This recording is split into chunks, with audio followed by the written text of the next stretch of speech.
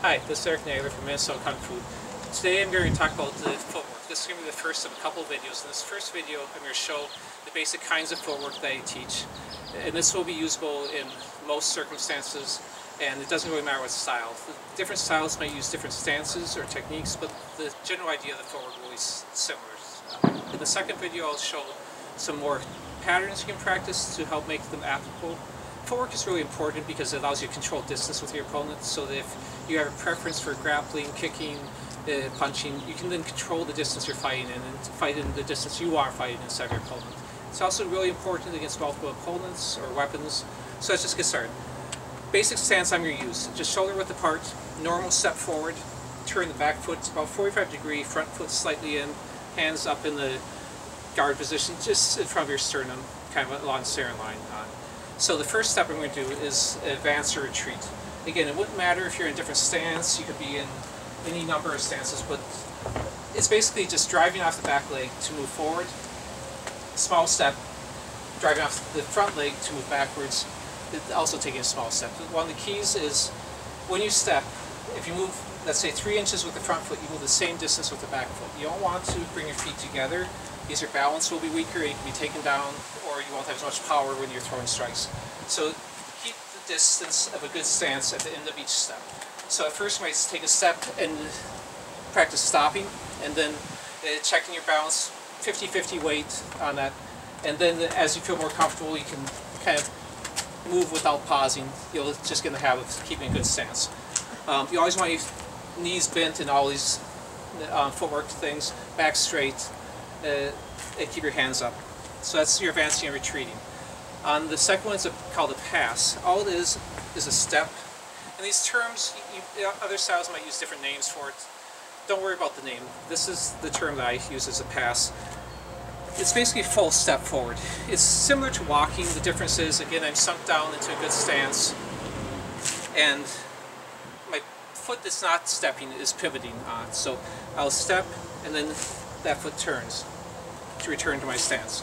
If you're on a flooring that's really sticky, like a heavy varnish, and you've got good treads on your feet, that might be harmful to your knees, spinning like that. In those cases, when I step, you can pick up and actually move your foot rather than turning on it. If it's not that sticky, like on grass or you're barefoot, then you can just turn, and that's fine. So that's a pass. That technique is really common with weapons work. A lot of times, as you step, you might be cutting with a sword or stick type action like this. So that's a pass. The next one's a cross step. What I'm going to do on this is my foot just crosses behind. It could also cross in front. I'd say use a cross behind more often. It's good for circling and moving around someone. It's not very balanced stance, so I consider a transitional stance in that you're going to move to it, but you're not going to stay there. I'm going to immediately go back into my stance, into a fighting position on it. If I'm moving backwards, same sort of thing. So that's one type of cross step. The other type of cross step you see in some of the old rapier manuals. When someone's thrusting in a sword, you want to avoid it. You can do a deeper cross step, bringing all the way to where my knee is behind my other knee, instead of the first one is more my shin be behind my other leg. In this deeper one, I'm returning until my chest is flat. That way, if a point was coming in from a sword, I'm avoiding that. I can counter thrust with the other hand, or I could be using this dagger or my gloved hand or something to redirect that blade. But basically, I'm getting out of the way. So it's more of an evasion or avoidance technique. So that's a little bit deeper. You can go either direction, but most of the time you use your back foot, just because it's quicker. If I use my front foot, I have to swing it a lot further distance than if I'm using my back. And where I place this, usually it's going to be straight across, but it can also go more forward or more backward, depending on where I want to go next. If I want to be advancing, I might go a little bit more forward. If I want to just get out of the way, it's going to go straight across. The last one is what I call pivot step. What this is, it's getting out of the way. And basically stepping offline and then turning back to where my opponent was in the middle. My hips turning 45 degree here. I'm unweighting the front foot, so this can either step on their foot to help keep them trapped when I'm doing attack, counterattack back. It can be unweighted so I can defend with a kick or kick myself on that. It's not that you couldn't do a weighted stance. That'd be a variation, but the basic one I do, it's unweighted, and it can go either direction, of course. So I can go either way.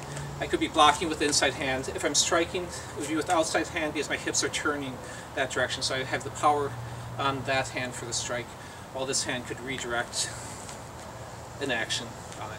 So that's a pivot step. They can all be combined together in different ways.